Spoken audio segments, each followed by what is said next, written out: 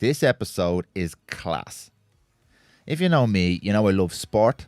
I love seeing people achieve incredible physical feats. I love the demonstration of resilience and mental toughness. I love solid values and seeing people do their best to help others. I get inspired by acts of selflessness and kindness, and I admire people who risk their lives to save others. These are a lot of the reasons that I do a podcast, to meet people who fit some of those categories and to take inspiration and motivation from them. And then I met someone who fit all of those categories. My guest today is Rachael Lee. Rachael is a firefighter and a paramedic, which by itself would be enough of a reason for me to want to chat to her. But she's also a highly decorated athlete, having spent years gathering wins and breaking records as a competitive sea swimmer, most notably holding the current Irish record for males and females for the fastest solo swim of the English Channel of 9 hours and 40 minutes. Yeah, that's right. Nearly 10 hours swimming continuously in the sea to another country. She's also a mother of 2 twin boys, coaches other people in sea swimming with ocean breakers, and to be honest, she's just an all-round legend. I asked Rachael to come onto the podcast to explain to me how someone builds the mind and the body to be able to consistently achieve such a high standard of performance and resilience, and still find the time to raise a family and work a very challenging job. If you care about being a better version of yourself, achieving your goals, becoming mentally strong, and just doing good things with your life, you'll want to give this one a listen. Enjoy. Welcome to our shared journey to find the answers to questions about health, wellness, nutrition, performance, life and success, and to craft the most resilient, hardy and happy humans you've ever seen. Welcome to the Prymal podcast.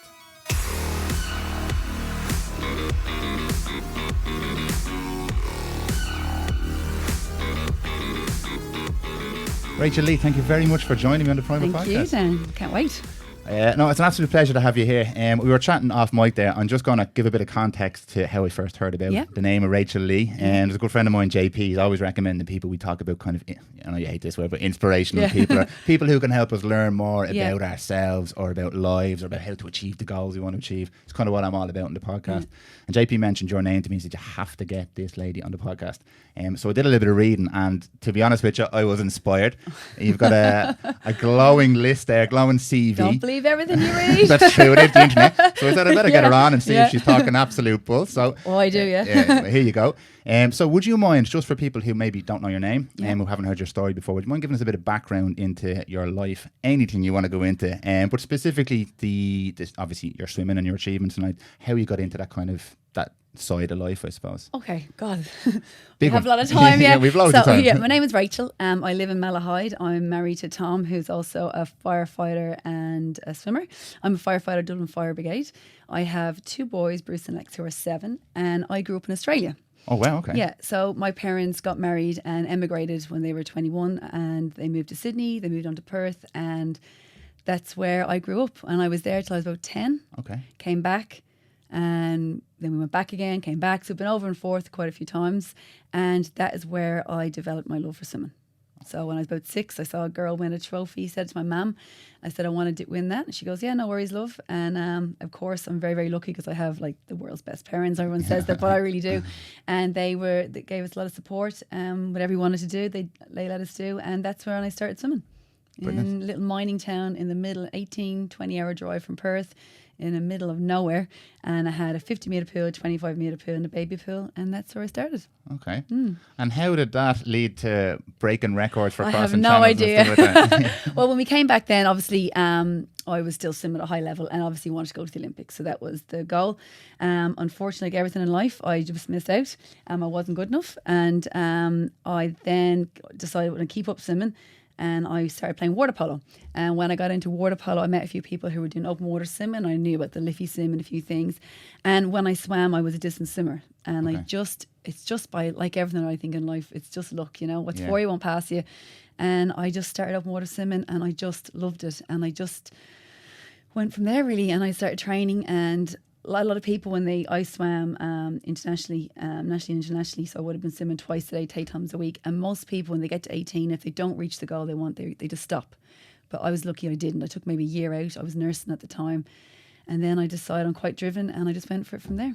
Yeah. So I just fell into these things. And you meet people along the way and they tell you about, I want to do that, and got into the fire brigade, and then it just exploded. Okay, yeah. So that's my life in a nutshell. You're really. being very modest there because you've talked about how you got into swimming, but Yeah. you actually currently hold the Irish record for crossing the North Channel, is it?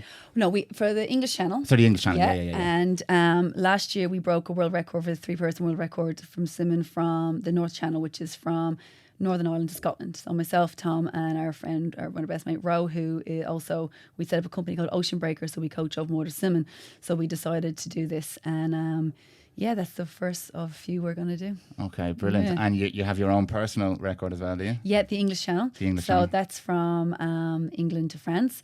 And my husband did it in 2012, and I saw him do it, and he broke the record. Yeah. And it was amazing. And I said, no, I'm not doing it. Because we had done a relay. We had done a 2-way relay as well. We broke an Irish record for that with the fire brigade. So we went over and back, but there was 6 of us on it. Okay. And he decided he wanted to do a solo.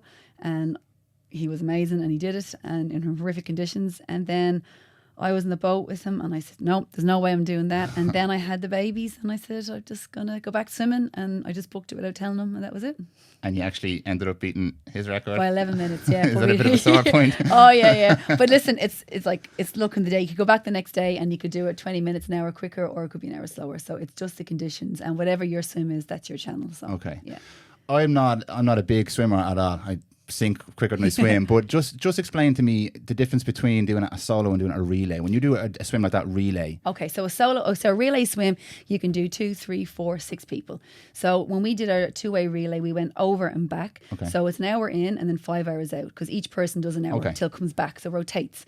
So, and we just kept doing that till we got to France. Then we went straight then from France back to England. So that was about 21 hours it took us to get over and back. So when you do a solo, you're on your own in the water. You can't touch the boat. You don't stop. You just keep going, because there's an observer on the boat, an official. So he watches everything and he writes down everything. So what you do is you get on the boat in the little harbour in Dover. You come out around the bay and you start off at the cliffs of Dover normally. So the boat starts about 400 metres from the cliffs. You dive in, you get on the sand, the klaxon goes, and then that's it. You just start swimming all the way till you reach France. Then you get up onto a rock, stand there, klaxon goes, you swim back onto the boat, and then you head back to Dover. So. I'm laughing at you. And you just swim all the way until you reach France. I complain with the ferry. There's The ferry a to girl France is last year slow. who did it 4 times in a row, over and back. Sarah, amazing, American chick, just incredible woman. So I've done loads of things, but people have done so much more, and that's the thing. You think you've done something till you meet other people who've done more, but. You know, yeah. We spoke about this just before we turned the mics on here, and I mentioned Ross Edgley because he's a big kind of idol of mine. Again, I'm not a swimmer, but he's just incredible in his mindset and how he's able to do these things. And he did the swim around the Great British Swim in the UK, 157 days. I think it was 6 hours on, 6 hours off, or something like that. But I said to you, it's just a scaled version of what you did. And my question for you, and why we do these kind of conversations, is whether you're swimming whether you're swimming the channel or you're swimming around England or you're doing anything that, like you were in the water for 9 hours. Yeah. And 40 minutes. yeah. 9 hours and 40 minutes in the water. I've never done anything for 9 hours and 40 minutes. You need to be able to develop some sort of mindset to stay in the water, to get in the water, to keep swimming, to achieve the goal. You need to be comfortable being uncomfortable.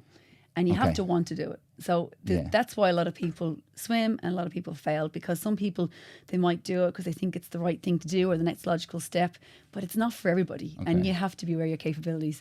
So I wanted to do it, and I'm the type of person who, if I'm going to do something, I do it, but I do 110%, you know. So, and I just had this goal, and I knew I wasn't going to quit unless I was taken out, which happened the first time. Because we had a change in weather, and I had to be taken out, which was just such a kick in the. You didn't want to come out?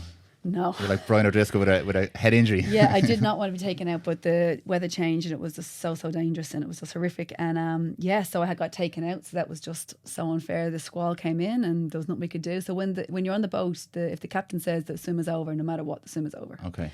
So for your own safety. Yeah, but listen, that's the end of the day. It's only a swim. Yeah. You know, you're in the midst. You don't realise what else is going on, and to people who swim, the channel is the be all and end all. But other people's like, it's just a swim, and it is just a swim, and it's something that you choose to do. Okay. So it's really just about you, a selfish thing that you want to do. You know. Yeah. So you have to really want something, and you have to, like, I used to write down a diary why I'm doing this, what I'm scared of, my fears. and I have to face them. And I met every one of those, and I did overcome them, and I got there. And it's just, you have to look at yourself in the mirror and realize when you're doing something, whether it's a length or 5K, whatever it is, that you're doing it for you, not to prove anything to anyone else, but you to prove it to yourself, and then you'll finish it. But if you're doing something for the memory of someone, or you see how far you can go, that's great and all, but you have to want to do it yourself and 110% believe in yourself. Okay. So that's what I did. Fair play to you. I know people are very familiar with listening to stories of great achievements like this, and I'm not just saying this. A lot of people, you would hear conversations going about, yeah, that's brilliant, and it's almost like they're desensitized to what's actually needed to achieve it, because they hear the Rachael Lee story at the start, for example, and how you got into swimming, and then they hear the great achievement, and then they hear what you've just explained to me there. You have to really want it, but it doesn't. To people who haven't tried something like this, and I don't mean just to swim, tried to achieve a really difficult goal. Yeah. Sometimes that middle bit is missing, and I feel like today, when we're surrounded by loads of media and Instagram and all that kind of stuff, you're showing all this stuff about what you should be or can achieve, and if it's a job or a goal or a world record or whatever it might be, but no one ever shows you that middle bit anymore. And that's what I'm going to ask you now. Like, you really wanted this, obviously, and you write down your fears and you write down why you want this, and you have to really have a drive. But what do you do? Like, I'm sitting here now, and I really want to win a world record in Olympic lifting, for example, and Instagram tells me I can do whatever I want, and Oprah Winfrey tells me I can do. Yeah. But the middle bit is what nobody sees. The middle bit is the 5 o'clock in the morning, the tears, the arguments, the problems, the ups and the downs. That's almost a bit cliche to say that, but no one talks about that really. Yeah. So what's that middle bit for you? How do you get there? The middle bit is the main bit. The swim is the easy part at the end. So the training is what makes you different from anyone else, and what drives you forward. For me, I was 36 when I did the English Channel, so I was no spring chicken.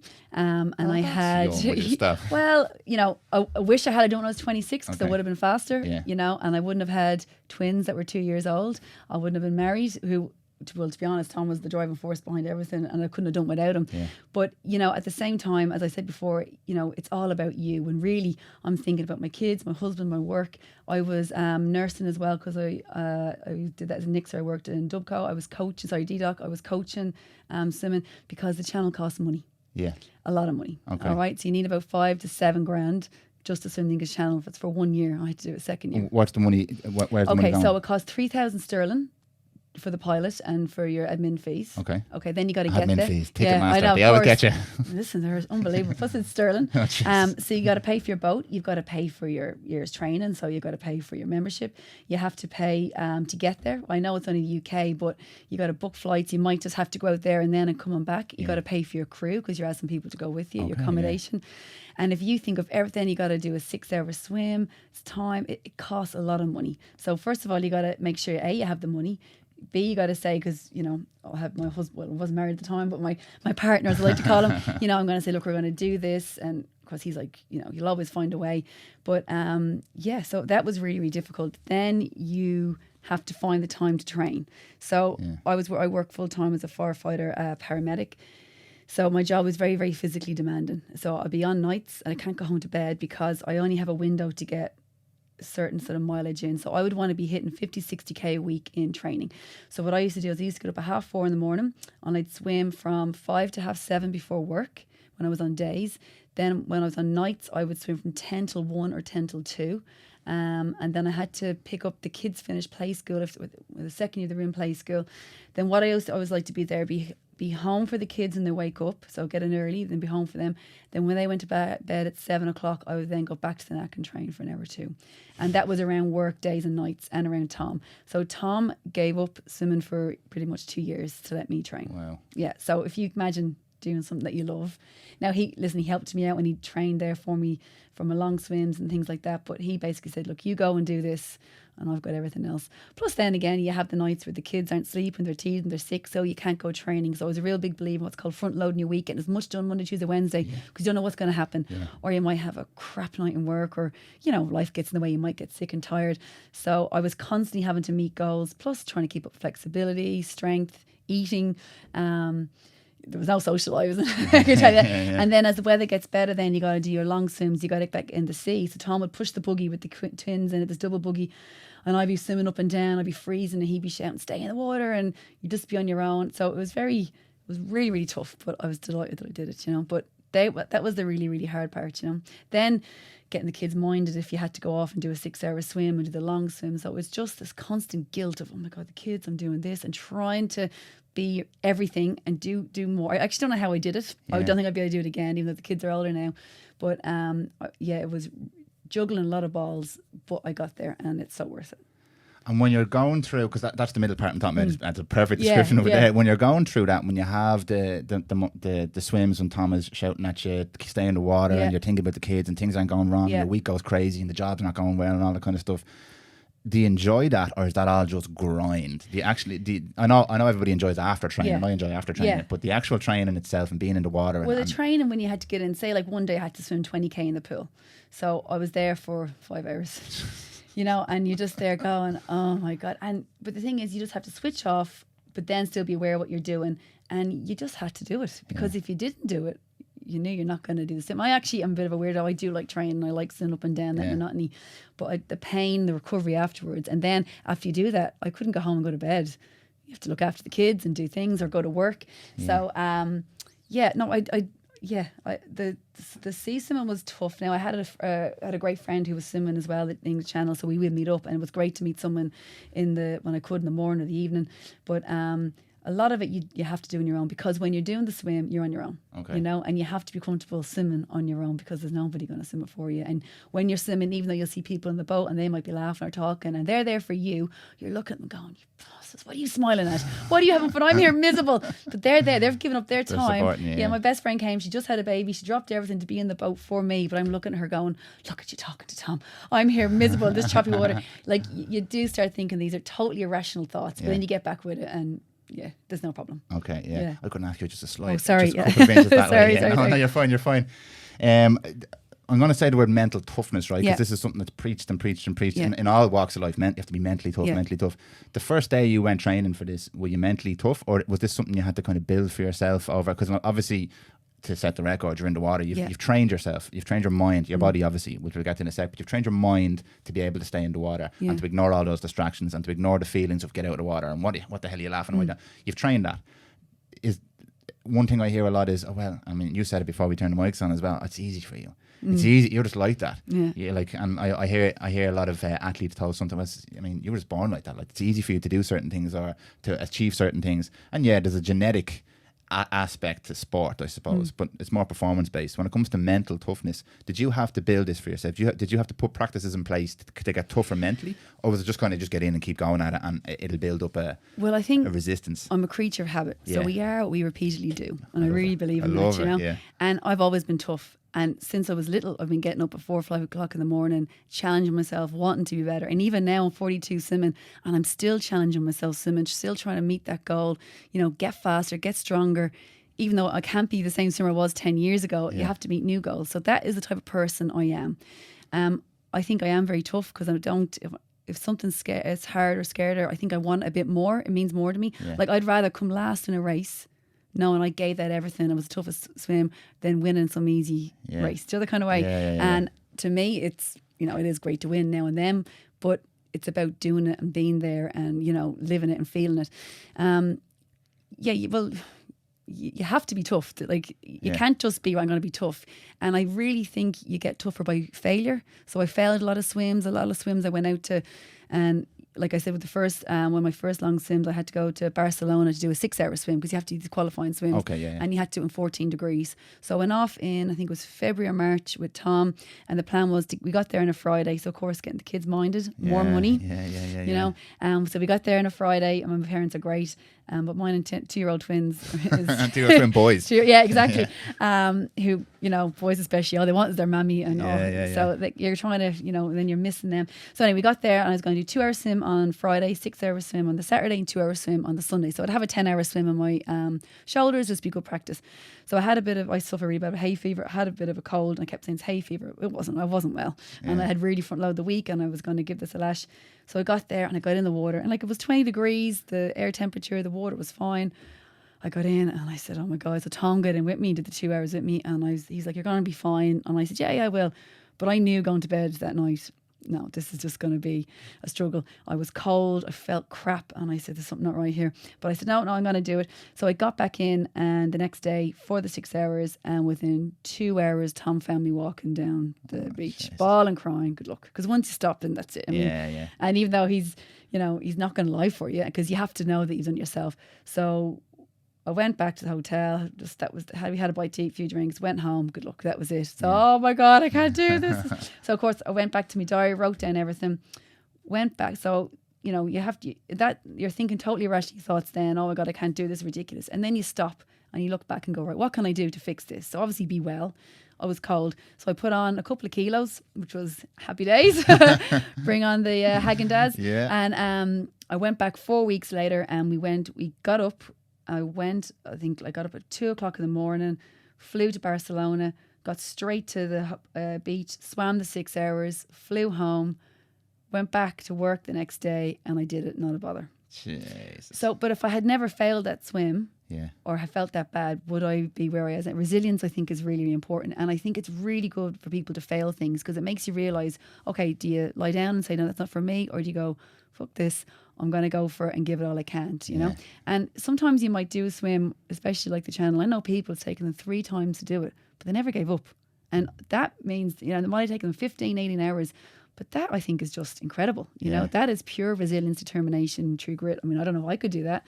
So, I think resilience is something that you have to learn. And I really believe in failing something, not deliberately failing something, but you do. I mean, there's a few things I've done and I just couldn't make them. And then I went back and I did it again. And I think that is what makes a good athlete, to find out what you can and can't do, how you can change the process to make it better, and then go out and lash it, Brilliant, yeah. We all have good days and bad days as well. And you got to, you're not always, like, it's like running a marathon. Sometimes you can do all the training and the day you wake up and your calves are killing, your stomach's at you. Do you quit or you just keep going? So and you have to keep going. Grind out, that's what it is, That's so important. I think that's such an important message for everything in life. I remember when I was younger, I used to listen to a lot of people who were successful or whatever. And I was like, why are these people so successful? The common theme in all of them was what you just said there. Whether it was business or sport or relationships or whatever, it was, I failed and then I failed and then I failed and then I failed. And then all of a sudden I became successful. And I was like, well, it wasn't all of a sudden, because you're after doing 10 years of failing there and you learned from all that kind of stuff. Like you said, no one sees those 10 years of failing, or the no money and, oh my God, what am I going to do? They just see, she did that before and she's brilliant. And I hate that people say, it's easy for you. I'm there going, nothing is easy for me. Yeah. I work so hard, but you can't see that, You can't see it, But so that's it. And I think like you're teaching and you teach people now to, like, when you get somebody in who doesn't have that, and you can spot them, who doesn't have that mental toughness and resilience. Ocean swimming is hard. Like swimming in a swimming pool is hard. You're essentially trying not to drown consistently and just keep going. When you get someone in the sea, it's even harder. It's cold, you've got waves, all the stuff you have to do with jellyfish, obviously, as well. When you get somebody in, you've probably seen this process. You've seen it in yourself, but you've said to me, and most people like you who are successful say the same things. I'm tough mindset, but you've trained that and you've worked really, really hard on that. When you get somebody in, and you see in this person they don't have that mindset, you're able to teach these people. You're able to help them. And I imagine, you can correct me if I'm wrong here, you'd get them in first step. Easy first step, easy win, small victory, get them in again and then they'll hit a failure, coach them around a failure and keep going. And eventually there's somebody who's mentally tough. And all of a sudden they're applying that to other aspects of their life as well, because they've learned how to conquer things that are difficult. I remember when I was trying to learn how to drive, first time I got into the car, I was like 14. We all fail. I'm never going to be able to do this. Like, how am I going to be able to do that? And now we're driving around like it's nothing. And it's just the consistency of trying again. I'm a big, and we were talking about this. Adversity, I think, is really, really good. And this participation is the success. Look, I get it, right? It's important for people to enjoy what they're doing, especially children. This kind of, it's to kind of celebrate people getting involved in things that are good for them, like sport. But we're starting to see now, it's a reward for everything. Reward for everything. Yeah. So there's never showing up reward. There's a medal for showing up. You've shown up. Yeah. I know. Showing up is the first part of it. But what about the rest of it? And I think if you never have challenges, you'll get to a point in your life where there is a challenge inevitably, because life is full of life is hard. Like, you'll get to that point, you won't be equipped to deal with that challenge, and it'll break you, and you'll become unhappy. And then when there's loads of those challenges on a daily basis, and you're not equipped to deal with them, you're unhappy then. And I think that's the biggest thing for me, is to be happy. And I suppose it's the same for you. Like, achievements and stuff are great, but if you're not happy, what's the point? And I think happiness comes from being able to deal with challenges, because there's challenges every day. And when you do a sport, especially a sport like this that's individual as well, and it requires just you've no team to back you up. I know you did the relay and all that kind of stuff, but when you're in the water, I know you have your pilot and you have your support and all that. They're not swimming for you. No. You're swimming for yourself. Yeah. That helps you build that. You hit adversity. Yeah. You were 2 hours in, you had to walk back. You were devastated, and then you just went and did it again. It's such an important lesson. I think we're losing it a little bit with the younger generation and the older generation nowadays, because we're expecting everything to be handed to us because we deserve it. But I think we need to be telling people it's okay to fail. Absolutely, like okay everyone to say, fail. come on, you got to do this, and like you're not giving them a way out, but you're saying, okay, you might do it. I'm always saying to people about their limitations, capabilities, because I get people going, I'm going, oh well, let's just start back, let's push it back a notch, and let's and I think as we get older, we kind of hit those midlife crises, and all of a sudden everybody wants to do Ironman, they want to be an Iron swimmer, and I think it's amazing, and I'm totally 100% behind people, and I'm trying to coach them and influence them, but you have to look back and go, what you have to start with, being able to float, being able to swim, and wanting to do it because it's something that you want to do. And I keep saying this, but I see a lot of people do things because other people, I mean, sport's not for everyone. It could be art, it could be nature. Oh, absolutely, just pick something that makes you happy, that you're proud of doing, and like, I mean, one of the best things I've ever done is I did the ultramarathon in Connemara, and I'm not a runner. I'm absolutely shocking. You did an ultramarathon, you are a runner. No, well, listen, if you saw me hobbling around, but I trained, I gave it a shot, and I did it with my cousin, and it was just, I'm so proud of it, because it was something that I could never really do, and I just gave it a shot, and I worked hard, and I'm not a runner, I mean, I suppose in a sense people say it's easy for you because you're similar, come from some background, I've worked all my life, that is true. Yeah. But you have to train as well, and speed wise. But for running, I'm not, and I'm just really, really proud of it. Yeah. And I think an important kind of side note for all this, it's not all miserable. Like you buzz off learning something new and achieving something. When you do hit that milestone that you couldn't achieve before, it's the most incredible feeling in the world. And the people you meet. That's the most important thing. And when you start to meet people, and this is why I do this. When you start to meet people who have the same mindset, and you're like, I'm not crazy. This really does exist. Yeah. Like, and you kind of start to surround yourself more and more with those people. Positive people. You're buoyed up by it. Like, everybody in the group is kind of cheering each other on. You're all achieving your goals at your own levels. You're all supporting, but the mindset is the same. And it's a huge... Did you ever hear Sebastian Junger? No, I haven't. Sebastian Junger is... I'm going to butcher this now, but he was a war journalist. I heard him on the Joe Rogan podcast. He's a war journalist, and he was sent to places like... I think it was Iraq he was with an American army unit, and they were up in the mountains. Maybe it was Afghanistan. They were in like one of these forward operating bases where it's you and a few lads for months. And he observed these guys in combat in the mountains, isolated by themselves. He went to places that had been struck by natural disasters, earthquakes, New Orleans after the disasters down there. And he started to notice that all these people who were going through a real struggle together were way happier than everybody else. And they were looking at the data, there were surveys done, say people who had lost everything, their homes in floods and hurricanes and stuff like that, were happier than they had been beforehand. He was like, what the hell is going on here? The guys, the soldiers who were coming home from war, when they tried to get back into normal life, were miserable. And he eventually came to this kind of conclusion that all these people are in this mindset where they're trying to achieve a goal together. They're supporting each other. They're positive. They're driven. The soldiers, we got to stay alive. We got to achieve the mission. There's 20 of us here, and we know help. We have to support each other. We're all in a positive mindset. Wake up every day, achieve. It's hard, but every day we achieve something more. And when they came home, they're back into modern life, where you're sitting there and you've your iPhone, and there's no real kind of community or connection anymore. And the people with natural disasters, everybody lost their homes. We all have to band together, guys. We all have to really achieve this goal, and the mindset starts to change. So they become happier, it was weird when you think like war is not a happy place to be, but these guys were happy. Natural disaster, you lose your home, not a happy place to be, but these people were happy.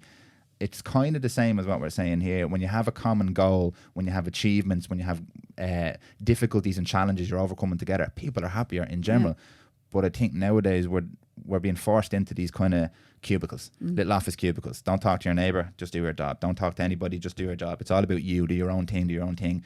And we lose that drive. Sense of network, yeah. It's a network and whatever, yeah. And your goals then become the goals of the company. You're a company man now. The goals become the company's goals. They're not your goals anymore, and they're not the people who are sitting around you. You're all just kind of working towards this random make more money goal. And I think that contributes to a lot of this unhappiness nowadays. So why someone like you is very important, and to hear these kind of stories is even living in the modern world with family and kids and jobs and all that kind of stuff, you can still find something outside the realm of that. You don't have to go to war or have a natural disaster, but you can find a group of people who bring you back up again. and who help you achieve these goals, and who you'll have these challenges put in front of you, but they're your challenges and you own them, and you'll fail, but you'll fail for yourself, and you'll achieve for yourself. I think it's so important Like nowadays. you said, and if you do fail, you fail getting up off your arse trying something. You're not on the couch. You're not, exactly. Yeah. You know, and So to win. Yeah, Actually didn't fail, and you you won. try. That's the thing. And failure, I probably shouldn't say the word failure. It sounds so final. But, you know, you got out, you tried, you gave it everything. And that's the whole thing about, and when I was doing the channel, I was like, it's the swim is one part of it. It's the training and the standing at the edge. Just right, you're here now. Whatever happens, doesn't matter, because you're here. You're going to attempt it. And it's all about the attempt of the cross and being to that point. Then from there you can decide what's going to happen, you know. And of course we can't control the weather, and that's the one thing about open water. The variables, the conditions change so quickly. 1 minute it's flat calm, it's all choppy. I never get flat calm water. I always get horrific, really choppy. But that suits me. That's just the way it is. But that's the draw you're given, you know. So and just one thing you said there about that journalism, I think that was kind of the silver lining in COVID, when the lockdown, people, families, they're saying, oh, the kids have never been happier. They're saying their mum and dad more, the little things like picnics, going out, spending time as a family, like the beaches were packed, and it was lovely to see families there together. I know what was going on was horrific when I was working within it, but there's the silver lining in everything, I think. You know, you have to take the good with the bad. Absolutely, yeah. You know? I have a 2.5-year-old, Zoe, and it was the best. All respect to anybody who was affected negatively by COVID, but I think there was a lot of positivity to take from that situation, like the natural disaster we just talked about. You learn from everything. You learn from it, and we just had, after the initial week or two, going, oh jeez, what are we doing here? Yeah. It was brilliant. The time you got to spend together, you never get that ever. You never get that, and it was really, really good. So it definitely was a silver lining. Yeah. Not rushing around doing things. Right, he's got to be there. We got to do that. We got to do this. It's like, no. It was almost like you're pulled out of the Matrix for a second. Like, that's how I spend my life. Jesus, like that you were forced to kind of just put a stop, and then have a look around. And usually you have to go after that yourself. You have to look for that, and you find it in sport or meditation or whatever like that. But now everyone was forced, right? No, everything's stopping. You're not allowed to do anything for a couple of weeks, couple of months, and people were like, "Whoa!" Now I know some people struggled with that because it could be difficult as well. But if you're on your own, that's the thing. We had family, and anyone that was on their own or isolated, or people working from abroad or didn't have anyone, or some people, their work is their life. They don't have. That is very, very difficult. You know. So the word mental health, we hear it all the time, but I don't think unless you're going through, you fully understand what's happening. No, and it's a hot topic. People love to talk about mental health, but again, it's the same kind of thing we just spoke about. That meat is missing. When people talk about mental health, they talk about being positive and positive mindset and be kind and all this kind of stuff. But they're missing the meat. It doesn't just happen. You can't just sit there and be kind or sit there and be positive or feel better. My girlfriend's going to laugh now when I say this, but ever tell you just to cheer up? Oh, it's the worst. Like that's or relax. I'm a devil for it. Yeah. If someone tells you to relax, but they're not giving you the meat, how do you relax? Like you have to do something with mental health. People who struggle with mental health, they need a method. And like it's different for everybody. There's a tool for everybody. Like I think sport, challenge, all that kind of stuff is probably the number one in my opinion. But there's something there we're missing. But we're being given this message on social media and the internet: be happy, be positive, be kind. And on the outside, everyone, they post up their little thumbs up and whatever. But really, we don't practice it enough between each other. Well, I'd be very positive and happy-go-lucky person most of the time, but I have bad days as well, like everybody. It's human. And you could say to me, whether it's like, it could be anything, whether it's from work or whether it's just hormonal or whether it's just life. Saying to someone, you've got to go through it. And like yourself, I find exercise, because you release those dopamine, endorphins, so you're naturally going to feel better, and you're still trying to grate through it. Or it might just be going somewhere just down. I was down in Low Rock with my dad last week, and it was just a beautiful day, and that's where we swim. And we were out walking together, and he goes, I want to go for a swim. I said, come on, we'll go down. And we had a few bits in the car.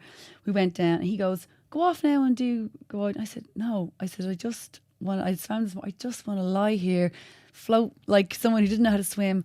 And that to me had more positive effect. You know, it was just amazing, like, you know. And still every day when I'm down, or when I go down there, or I'm passing every day, it's just the little things that we take for granted sometimes can be the biggest things, you know. So 100%. Yeah, you said that there was a lovely little video that you were talking about that specifically. That was, you said it was like, this is my form of meditation. Yes, absolutely. This is your thing that you do. And most of the people I speak to, they have their things. I love it because this common thread keeps coming out. Anybody who's, I'm not going to say anybody who's on top of their mental health or anything like that, but anybody who is generally in a good place in their life understands they're going to have downs, and they have things in place to counteract it down. So now it's not going to mean you're going to go for a swim and all of a sudden you're going, yay, I'm happy again. But it's going to help you deal with those negative feelings. Thoughts, and there's going to be stuff all the time.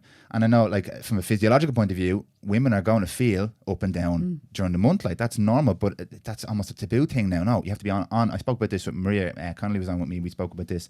You're expected to be on all the time as a man and a woman, but you're not allowed to have any downtime as a man or a woman or a child or an old person like that. You're expected to be on, perform.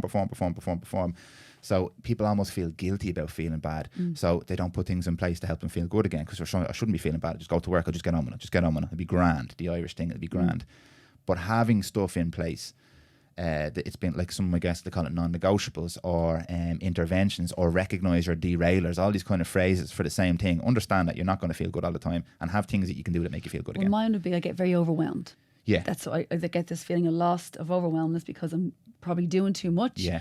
Or you're tired and I'm just not able to cope with, certain pressure things that are happening. And I just need just to step it back for a minute. Okay, relax, breathe. Yeah. Think about it, whether it's a swim, whether it's a sit down, just sit there and go, take it all in, listen, and just be still, and then go, okay, off we go again, and you just need to take that little time out. Now, I know some people need a lot more than that, but for people who are in my same situation, you just need to take it back a notch, so whether it's support from your family, talking, whether being, so I like to be on my own. I would never stop talking, but I do like to have those 5-10 minutes sometimes where I just sit at this rock and just sit there. I think when people see me just sitting there, they go, leave her alone for 10 minutes. And it's just really important to me. What's that quote? You probably know this quote. I love it. And I keep saying this. I keep forgetting the name of the, I think it was a French philosopher said this years ago. It was, the root of all man's discomfort is his inability to sit by himself for 5 minutes. Yeah. And that's so true. Yeah. Like for years and years, I couldn't sit by me. But when I started taking 2 or 3 minutes, it's like, you know what? All this stuff starts going to terrifying a start.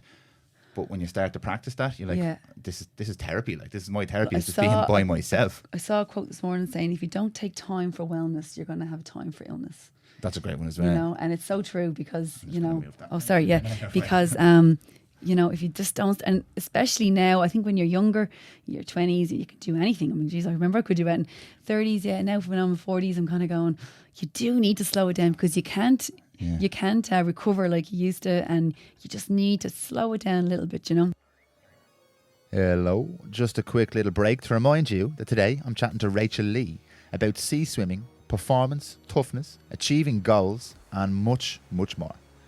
If you want to get in touch with us, shoot me an email at podcast@prymal.ie.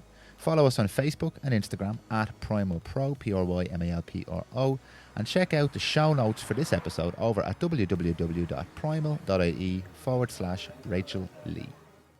Yeah, but even people in their 20s now, there's a lot more now in your 20s than there was 20 years ago in your 20s. Yeah.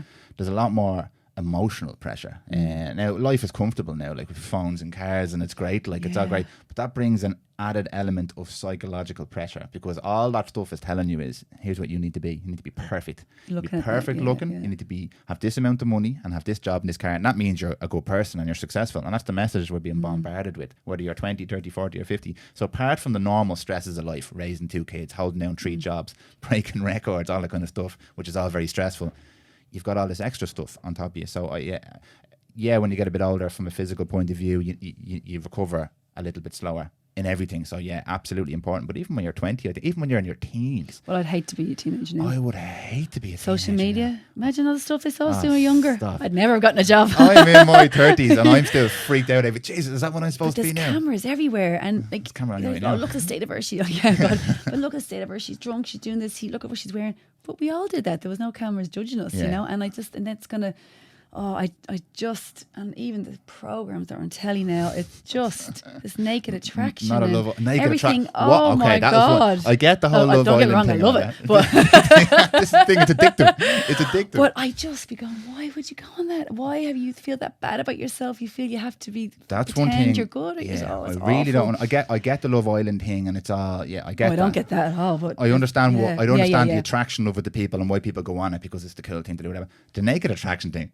If anyone hasn't heard of this show, it's essentially you go on and Channel 4 Classic. Channel 4 Classic, and it's a dating show, and you have a man or a woman is the You're transgender, you can be anything. It can be anything. Okay, anything, it can be anything. Yeah. And then you have all And be these, into anything. and be into anything, and you have all these like doors, Pods. as pods, Yeah. and they slowly reveal naked people, and you judge them on how they look naked. It's just bizarre. And like, who said? Yeah, I'd love to go on that show. I don't get that. It's mental. Yeah. But yeah, we're surrounded by all this madness now, and especially when you're younger and your brain isn't fully formed, it's very, very difficult. It's very influential, I suppose. They're looking at thinking that's the way it should be. Yeah, oh God. Yeah. I don't know. Anyway, I'm glad I'm not. I'm glad I'm older. Yeah, I'm glad I'm a bit older. Just on the actual sporting side of doing something like you've done here. What was your training and your nutrition and stuff like that like? Well, do you know what Tom said to me? Rachel, do not speak about your nutrition. Do not talk. Well, look, I'll give you an out here because, again, I said I'm a big fan of Ras Edgley. Yeah. If you look at what that man eats, now I know he's doing thousands and thousands, he's burning cheesecakes and burgers and all that kind. Now he's not advocating that's good food. He needs high calories. Of course he does, but when you're sea swimming, I mean, you're going to be the expert in this. You're going to tell me you obviously need a lot more energy when you're in the sea for 9 hours and it's cold and you're constantly going and you're battling waves and all that kind of stuff. Yeah. Well, I think the thing is you have to build.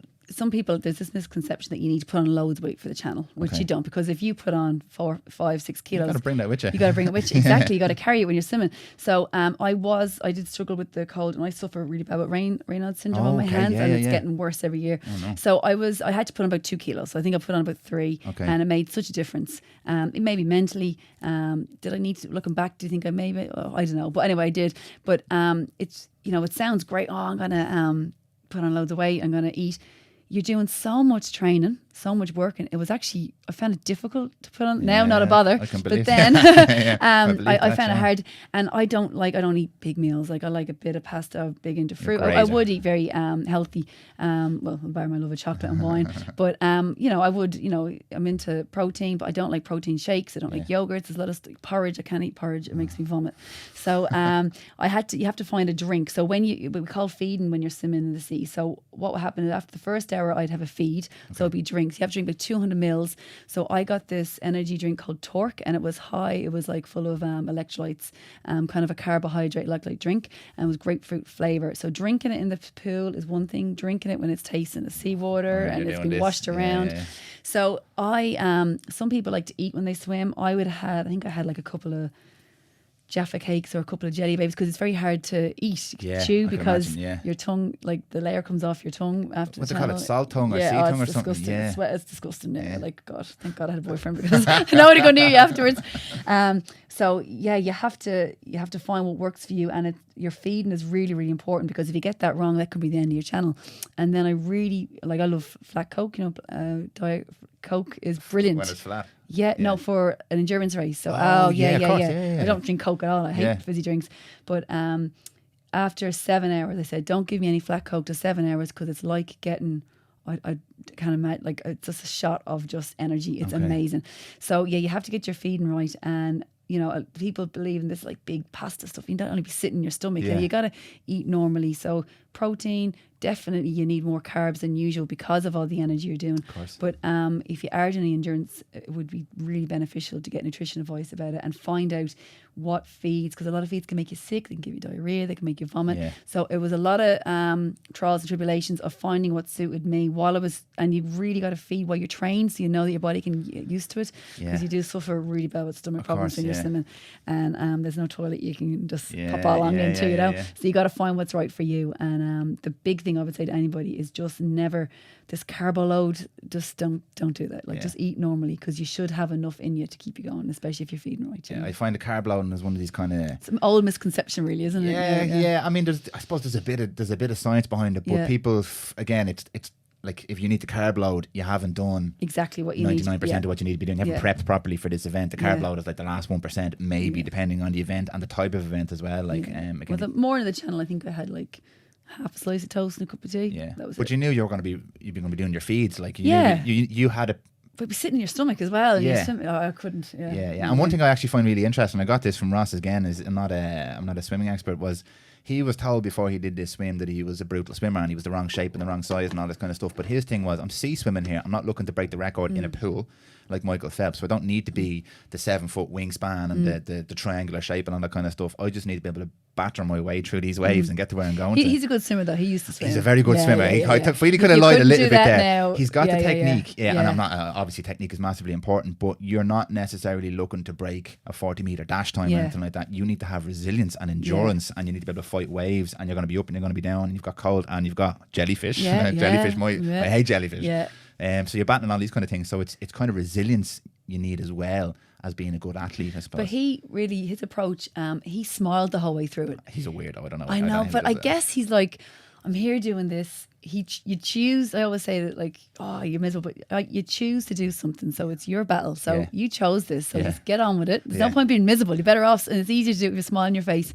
And even if things get scary or get tough, like you're living it, you're doing it. Yeah. And you got to tell the tale afterwards, so just keep going. Yeah. If you start panicking, you're in trouble. Yeah, 100%. Yeah. And if you're not in the right mindset to do anything like this, like if you're going to do a 5k run, you're not in the right mindset. You're in trouble. 5k but you're in big trouble. Yeah. Well, I always say that the mind will quit before the body will. Yeah. So if you just keep telling your body, keep going, the body will. It'll just keep going. But once the mind says no, that's it. You could be the fittest you are. The body will say, "Good luck. That's it. You've told me to quit." Yes. But you just keep saying, "I got." Even if you know you're saying to yourself, "I can't do this," keep saying, "I got this. I got this. I got this," and your body will just keep on going. Yeah, it's kind of like this idea of stoicism. This is what he talks about. Yeah. And the scholar athlete, like, you understand what you're doing, you've prepped, but you've prepped your mind. So there's no, I think you're trying to remove any surprises for yourself. Like, you're like, this is going to hurt. This is probably going to suck a little bit. But now I understand all that. No surprises. So now I can kind of just enjoy it. Like, I acknowledge all this stuff is going to suck. It's going to hurt. It's going to be difficult. But I'm ready for that now. And I've done the training and I'm prepped. Go out and enjoy it now. But that's it. You got to enjoy it because you put all this work into it. Well, what's the point if you don't enjoy it, I suppose? Yeah. So, so you're right. And then just in terms of physical training, was it just all swimming? No, I suffer really bad with my lower back because you're hyperextend all the time when you're swimming. And my hips, especially after having the twins, my hips are in bits. So I had a great friend and physio, Niall, who's also a channel swimmer. So I used to go to him every 4 weeks, which was just agony, but he got me through it. I did a bit of yoga. I'm brutal at it. But it is the best. It's amazing. I have to say, it is the best thing for anyone doing endurance events. It would have been very seasonal. So from say September to December, I'm a big believer. I do a lot of sit-ups, press-ups, pull-ups. Not as much weights when I'm training because I was doing so much mileage. But you have to get your body prepped. So it would be, I'd have like this periodization of training that I knew cycles I was going to do. So I'd have that done, and then when I get into the bigger mileage, it was just swimming. And just front crawl and stretching. That was it. And core work, obviously. But, again, you only have so much time. Yeah. And then if I was in work, we have gyms and work. So in the afternoon, you can go to the gym. So I'd probably do like some more yoga there because I didn't have time to go to yoga classes, and my stretching and core work, Yeah. And I hate stretching. I hate doing it. I'm brutal at it. But it's boring, that's why it's not challenging. It is. And it's hard because my flexibility is shocking. But that is really, really important, and looking after yourself. So I can almost say people going, geez, she's telling us that she's too busy, but she gets yoga in as well. I know, I'm talking like it was this online stuff doing it, but it really, really helped me, So I hate doing it now. Yeah, it has to sometimes be if they do things you don't like to do to get the things the things you don't want to do. Well, like doing other things like kicking the stuff. That's the stuff that's going to get you through. Yeah, well, I suppose it's that cliche. Like I love drinking wine. That ain't going to help me anywhere. Become a wine expert. You never know. I'm a bit of a wine snob. Yeah. Are you wine snob? Oh God, you're watching the legs on the glass and all this. Oh, Jesus, I know nothing. I know it's red, and that's about much as I know about wine.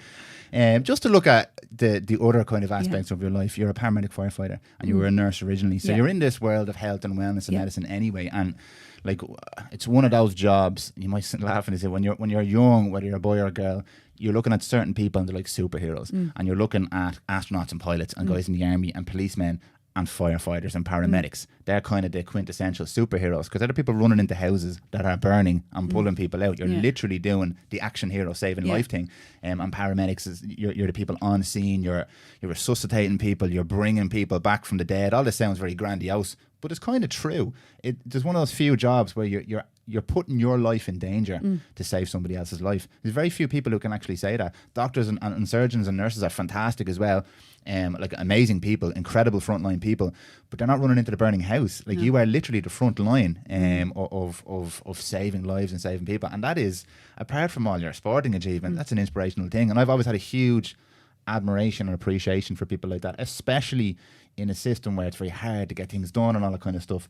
What led you down the road of wanting to be a paramedic firefighter? Well, again, what's not for you won't pass Yeah, you. there What's you for you go, won't yeah, pass yeah, you. fate. It's from meeting people, Yeah. and it's actually through everything I've done through my life has been through swimming.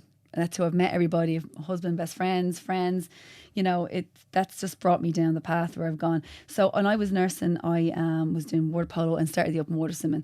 And I met some good friends, some great friends still, who were in the fire brigade. And one in particular, he said, would you not think about going for the fire brigade? I knew nothing about the fire brigade. Yeah. I was like, what? Not at all. So anyway, I was going back to Australia for a year to do, just to do nursing and just to go and live and have some fun. So I said, look, I'll apply for it when I come back. When I came back, sorry, that was it. I came back and I was back nursing and I was going to change. I wanted to do midwifery or ICU. And I said, he goes, look, they're recruiting. Why don't you go for it? And I was there going, and I'd seen them, all the lads, and they're big into what's they call SRT, Safe Water Rescue. And I said, I'll go for it for sure, look, And I was telling my dad, he's like, what? I go, yeah, whatever. And I got it. And very difficult to get in. Yeah. As far as really difficult. Yeah. Like, yeah. But again, I think if you just give something, don't put Give too it a much lash. pressure on yourself. Sorry. So I said, right. And so I got it. And I said, oh my God, what am I going to do? And I took it. And it was the best decision I ever made because I didn't really know a lot about it then. Obviously, I probably still don't know a lot about it. But I went for it and the training and it was just amazing. And I absolutely love it. And it's the best thing that's ever happened to me. Really, yeah. What is it about the job you love? I can think, imagine, but well, do you know what? Again, meeting the lads I work with are great. You know, you have every day you laugh. Is it? It's mostly men in the job. Yeah, it is. Yeah. They're fantastic. They can be moaning, whatever, but no, they are great lads. It's very dynamic, and no one day is the same. Okay. I mean, you can go in, and you can have a quiet day when you're on the ambulance. So I work in a 2-pump station in Fisborough, so we have 2 trucks, an ET, and we have an ambulance. So we rotate. So every firefighter in Dublin Fire Brigade is a paramedic. Yeah. So we all rotate the ambulance when we're due it. And the ambulance is the busiest part of our job because it just doesn't stop. And now with COVID and all the we've got 2 extra ambulances since then. We've all these new protocols. It just hasn't stopped. And it was very, very stressful over COVID. And now come back. I'm off now at the moment and I'll come back into it. It's just going to be as bad, if not worse. But we're a bit more prepared. I think we'll deal with it. We'll see how it goes. Well, maybe we're more insightful into it. But no day is the same. And I just loved that when I started. I know now about hydraulic tools. I never knew anything like about that. I'm trained Highland Rope Rescuer. I'm trained in MER, Marine Emergency Response. So we went onto cool. ships. And that was one of the best 2 weeks I've ever done training. And it's just the courses that I've done and even the paramedics, the trauma skills that I've learned, I would never have learned as nursing. And, when you're nursing and someone's sick, and I specialised in lung cancer, and it was a very, very tough job. Now, nursing is so difficult. Yeah, you just very hard, do not stop. You can't go to the loo. I mean, it's a very, very difficult job. My sister's a midwife. And she's the same thing, midwifery. They're just angels. Amazing people. I mean, their job, they're so clever, so professional, but they're just amazing. But when I went into the fire brigade, I just couldn't get over the things I was doing, things I was seeing. And at least if somebody has a heart attack or cardiac arrest or something bad happens in hospital, it's a controlled environment. There's someone there, there's a doctor there. It doesn't happen at 3 o'clock in the morning in the lashing of rain with gangs around you going, oh my God. And some of the things I've done and seen have just been incredible. And that maybe has a lot to do with your resilience and building you and getting you trained as well, So then we're very lucky in our job as well. I'm involved in what's called the CISM team, Critical Incident Stress Management team.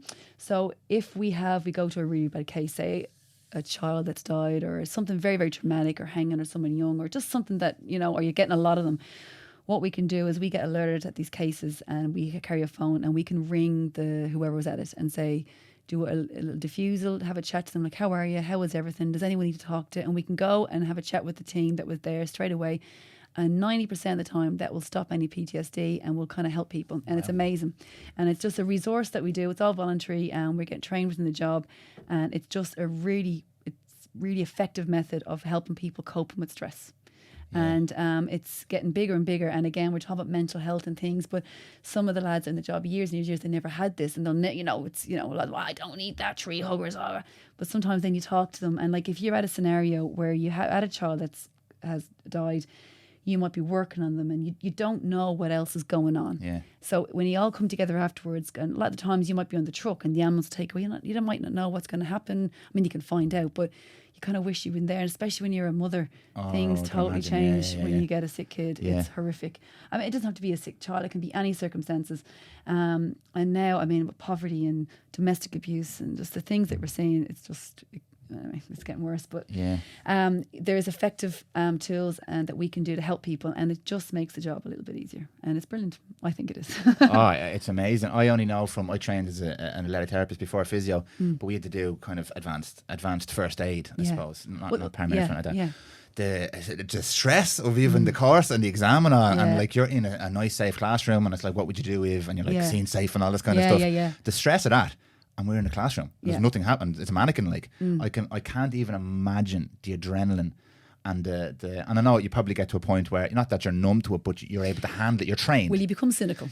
I imagine you do become a bit cynical. Yeah, but you are well, and we're very, very well trained. And the one thing with the job is you're never on your own. All right. Whether it's in the ambulance, it's you and another person, or you might go into a room on your own. But there's always backup there. If in a truck, there's 5 people. Yeah, you know, team. and it is a team. And we all, for some reason, we just straight go into what we have to do, and we can work really together. We have advanced paramedics now, and just that CISM thing I was talking about. It's peer support. Now we're not trained counsellors, psychotherapists, but we're just They're like human beings. Yeah, but that's it. But we're just like it's psychological first aid, and sometimes just to talk to someone you don't really know, listen, and just reassure, normalise. Like to normalise the feelings that they're feeling. It was the situation that we were in is abnormal, and just to sometimes you just need people to say, like, you did brilliant there, you did the best you can. You've given as much help as you can to that person. Didn't make it, well done. Because sometimes, no matter who you are, I always think people need to be told, well done, like you did the best. I think sometimes we don't say that enough to each other, and without being patronising, oh God, aren't you brilliant? But just say, listen, well done, that was a tough situation, or you great work there, especially to the recruits that we have, our junior people. I think can make a difference. I'm sure people that listen to this go, what is she talking about? But that's what I think. Do you know what? So. That is the core. That really resonates with me. It really touched home there. Well done, Dan. You're doing brilliant there thanks now. so Keep much. going. Yeah. I've never heard of that before. CISM. CISM? Yeah, critical incident stress management. That's unbelievable, because obviously, and again, this is a scalable thing. You're doing this in the most needed extreme cases, like you're talking about really, really difficult situations here. That's so important for life in general. Like, yeah, it is. Yeah, really important. Like we're social animals. We're people. Even if you like time alone, I like time alone. Some of us like a bit of time alone, but we're social animals, and we need to support each other. And that's beautiful. What that is. And your volunteers as well. And in the job. Yeah, and you say like it can prevent up to 90% of PTSD. Yeah. No wonder, because you're helping people you're supporting people, you're giving them emotional support. I'm sure you go into some places, you don't have to go into any details now, where you just see the most heartbreaking, horrendous, not even just the incident that has happened, the family or the surroundings or like what has led to this particular. I'm sure it's absolutely heartbreaking that people are living in these kind of situations. And I'm very, very privileged to be in the position I'm in. I have a healthy family. Same here. I'm very happy. I've good friends. I've a good life. Like if I ever complain about something, I end up kicking myself. Oh, what are you complaining about? But it's okay to complain. It's relative. I understand it's relative. Yeah. And I'm allowed to feel bad. I don't beat myself up or anything like that. But when you start to hear about people who really, really, really are struggling and they're a mile away from you, or they're your next door neighbour or whatever like that, it really kind of puts in perspective, for me anyway, how great I have it and how happy I am that I have the things I have. But where that kind of stops for most people, and me included, is being able to help other people with that. And I find myself a lot of the time thinking, God, that's so sad. And then I'm like, what? That kettle not boiled yet. And I'm like, you're moving on with your life, which is normal and natural, I know. But to be able to maybe have something in your head that you every day you give a minute or two consideration to somebody. And they don't want to do anything. Like some people are amazing. What you're doing is absolutely amazing. We have loads of volunteers to do incredible work with people.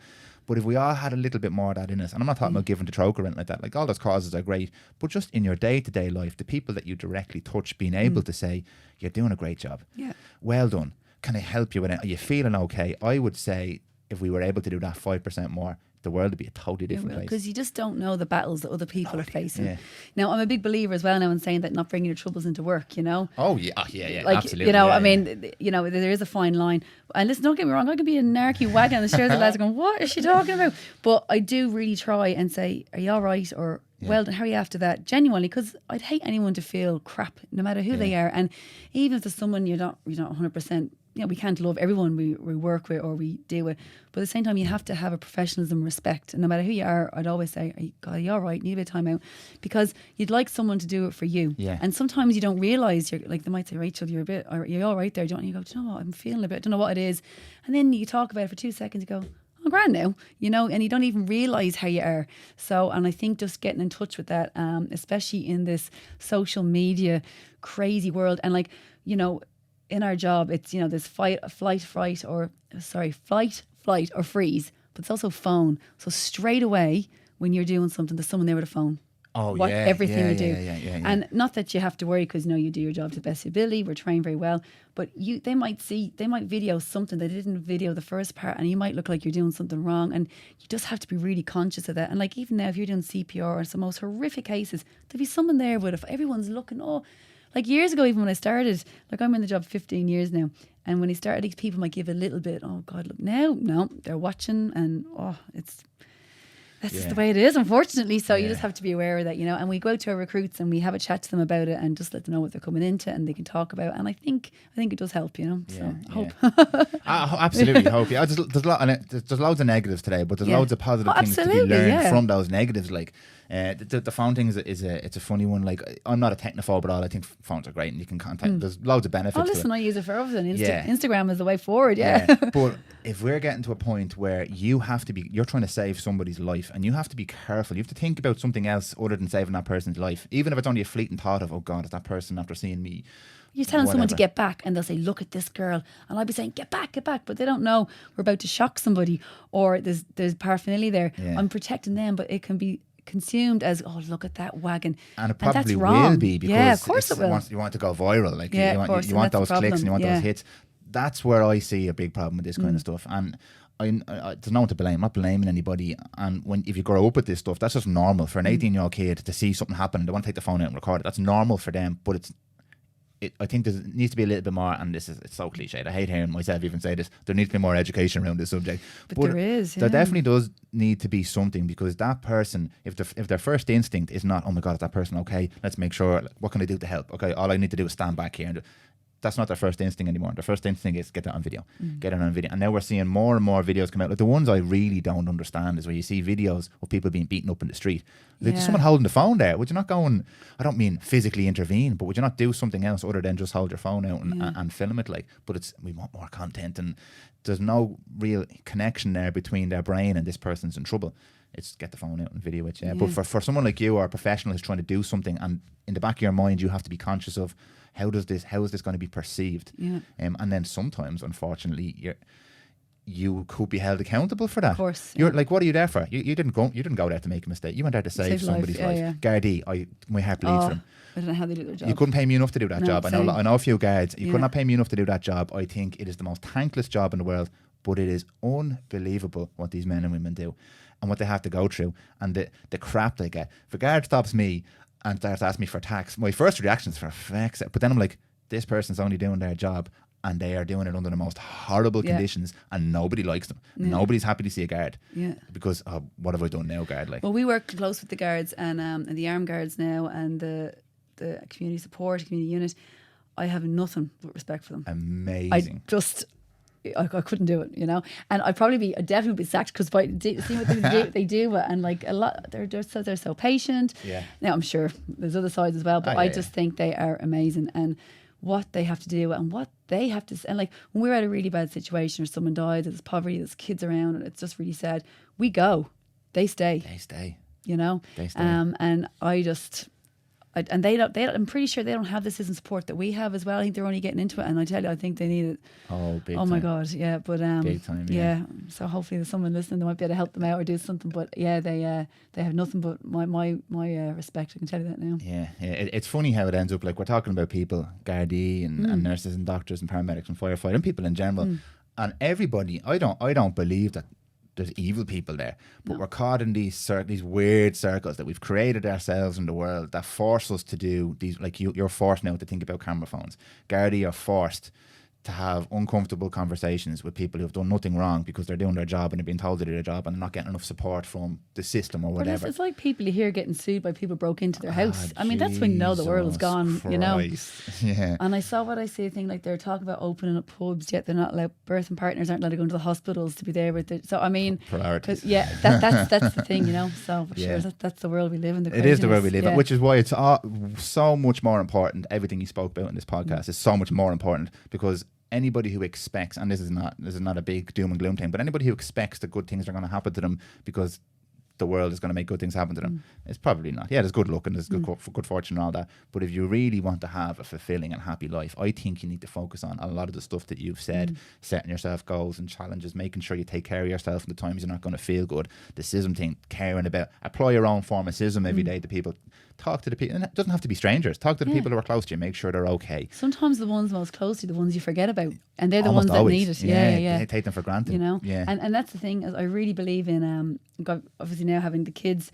Like, it's monkey see, monkey do. You know, and you know, I am the person I am because of my parents, and I'm very, very lucky. They were amazing. My husband, his family are amazing, great friends. So I'm very, very lucky. You know, I've had that support. I've never had to feel isolated or alone or look for anything. I've never, no matter what happened, I wanted to do. My mum and dad, Tom, right, we got you. There's no problem, you know. Unless I want to do something crazy, and then Tom's like, seriously, Rachel. I'm like, come on, we'll do it. We'll be fine. Anyway. Yeah, because we'll do it anyway. But and I just see the kids, and I just think now with children, if you have children out there, like even simple things like I have a pull-up bar, and I try and do my pull-ups and that. And now my kids, they climb up like little monkeys on the side and they do them. And I've never asked them to do it, you know.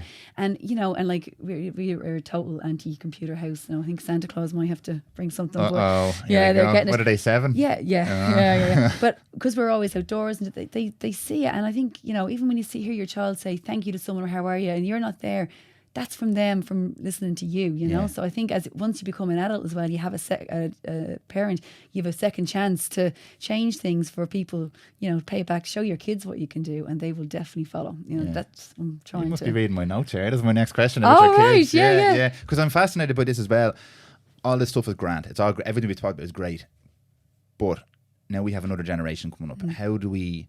Because whatever about people who are younger than us now in their 20s and stuff, and you couldn't pay me enough to be a teenager or a 20-year-old now as well, as we said. What about our kids? What do we need to do? And you've just explained it there. It's set good examples. It's let them be exposed to the stuff that you want them to be exposed to. I think a lot of parents, me included, my daughter's 2.5 now, a lot of parents are terrified when they hear these conversations about how terrible everything is. Oh my God, and phones and social media, and oh my God, it's terrible. You're the parent. You just say no. Yeah. You know what I mean? Like, people say, oh my God, he has their phone. Yeah. Well, who gave it to him? My child didn't go out and buy a phone himself or a computer. But I think with kids as well, you cannot wrap them in cotton wool.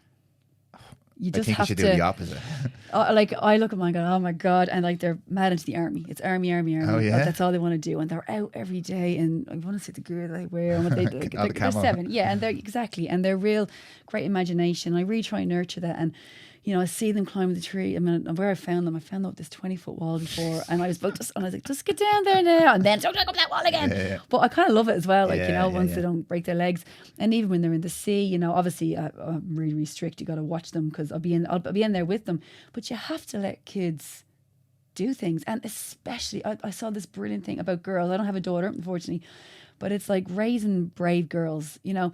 It's like when you see a boy on a tree, it's like, yeah, go higher. Oh, get down there now, Mary. You might hurt yourself. I'm going, oh my God, it should be the opposite. You know, like my kids have started judo, and that's one thing I never did is self-defense, and I wish I had done it because I'd be brutal. Like, anyway, okay, you can swim away though. Exactly. Jump in the liffey. But you know, I see the girls at them, and they're fearless, and they kick the fella's ass, and I love seeing that, you know. And it's all about empowering girls, and like let them do. And to be a woman, especially in a man's job, you have to work 10 times harder. And again, more resilience, and maybe that's where it comes from. And that's just the way it is. And people say, you know, I do still think it's a man's world. But if you want to live in a man's world, you have to do more. And that's just the way it is. You know, people might say, no. Rachael Lee, this is going to make the 6 o'clock news tomorrow. Oh, I know. Well, that's just the way I think it is. But, you know, if you have a girl, I'll send it to you. This brilliant TED talk with this girl, and she just talked about raising brave girls, and it's so true. It's just don't rep your kid. Now, listen, girl, it's important to be a girl, and if you want to do whatever girls do, and if guys want to do what girls do, I'm just talking about raising brave children, fearless and kind children, you'd be fine. Yeah. Do you know? You've gone there now. I'm going to have to pull you on this one. You've dived into that subject. I think it's another area that's getting very muddy now with all this PC stuff going on. And I mean, you've just said there, it's a man's world. Sometimes. Not a popular thing to say, but I understand what you're saying. And I've kind of read a lot about this lately because I'm fascinated by this whole thing. There's two things that really wind me up now. It's trying to force women into a role that they don't want. In a huge majority of cases, it's a very unpopular thing to say. Oh, maybe lynched for saying that. But a lot of women don't want to be a CEO, or they want to mind their kids, or they want to do. And that's the hardest job in the world. That is the hardest job in the world, by the way. Absolutely. But they're shamed by the female community for that, because you're letting us down, because we're supposed to be strong. But that's not what being a strong woman or a strong person is about. Making your own decisions and going after that thing, not going after what the. Listen, if I didn't work and I was at home every day with my kids, I would be a basket case. I have nothing but admiration. It's insane. I don't know how they do, because at least, let's be honest, we got to work for a rest. Yeah. You know, and as much as we love our kids and we love our partners, you need that time. If you're at home all the time, you don't get that. You're constantly thinking, doing this. You do not sit down. Yeah. And I have nothing but admiration for people who don't work, because that's not, I shouldn't even say don't work, who don't get paid from another job because they're already working full time. They're doing the most important job. They're raising the next generation of people, and the other side of that is this man's world thing. The world we have built is competitive. It's massively competitive, and in general, men have that aggressive, competitive nature just inherently. So that's why we say it's a man's world. There's absolutely no reason why a woman can't be. You are deeply embedded in this quote unquote man's world. You're doing the stereotypical man's job. You're a firefighter, you're out there in the front line. That's incredible. You're breaking records. Sorry, Tom, you're breaking records that were previously held by a man. Unbelievable stuff. I think that's amazing. But to try and say to women who don't necessarily have those goals that you're wrong because you're letting females down, or you have to be this, or you have to be that, or trying to say to a man that you can't be a man, you can't do the things you. We're getting to this point now where everyone has to be exactly the same. You can't say anybody's different or outside. Everyone has to be in this pod. Everyone has to do the same thing. And then you have girls who go into men's job and go, oh, I can't do that. They drive me head. I'm like, if you're in this job, you got to work hard. You got to do it. Just you picked, like you said, the swim thing. You picked this. You chose this. You know, you're going to work Christmases. You're going to that's just the way it is. You're going to miss birthdays because when you're working, and that's just it. Like anyone else who works full time. Like anybody. That drives me crazy as well. So you got to, if you're picking something, that's just what you got to do. But like I probably should. But sometimes I do feel it is a man's world. And my mum always said it to me. It's a man's world, and things have changed and evolved definitely. But if you look at sport, at what men get paid and what women get paid, look at the difference. Yeah. Do you know what I mean? Yeah. It's now I know men's sport probably bring in more money because there's more people watching. I get that, but you know, there's a really good Nike ad about women. You know, when they scream and shout, it's she's emotional. Where men do the same. You know, there is that difference, but that is the difference between men and women as well. We are different, you know. So it's just about we are different. Absolutely. I agree with you. So, but I suppose life is about what you choose, and no matter what you do, just give it 110%. Yeah. Man, woman, child, old, young, whatever. Pick your goal. If that's what you want, go and get it. And don't listen to anybody who tells you can't get that goal. No matter what it is, like don't listen to anybody. And be careful what you wish for. Jesus, that's a big one. Like if I didn't have to work now and I could retire, I would.